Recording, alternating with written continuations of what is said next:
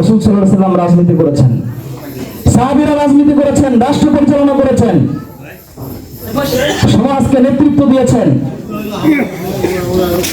এই জন্য জামাত ইসলামের এই কাজটি বা বর্তমান আলেম ওলামা যারা রাজনীতি করছেন, রাষ্ট্র গঠনের জন্য কাজ করছেন, এটি কোনো নতুন কাজ নয়। এই কাজের নির্দেশনা স্বয়ং রাসূলুল্লাহ সাল্লাল্লাহু আলাইহি ওয়াসাল্লাম আজ থেকে 1450 বছর আগে আল্লাহ রাব্বুল আলামিনের পক্ষ থেকে নির্দেশ প্রাপ্ত হয়েছিলেন।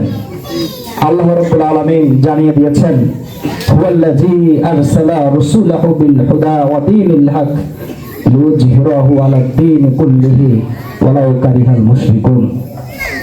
আল্লাহ রাব্বুল আলামিন রাসূল সাল্লাল্লাহু আলাইহি ওয়াসাল্লামকে বলছেন, হে রাসূল, আমি আপনাকে হেদায়েত এবং সত্য দ্বীন সহকারে পৃথিবীতে পাঠিয়েছি।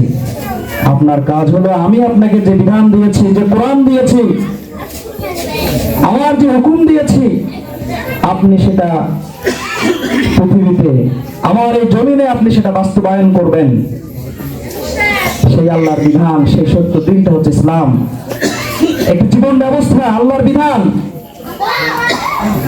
মানুষের সামগ্রিক জীবন কিভাবে পরিচালিত হবে আল্লাহ রাব্বুল আলামিন সেই নির্দেশনা রাসূল সাল্লাল্লাহু আলাইহি ওয়াসাল্লামকে দিয়েছেন।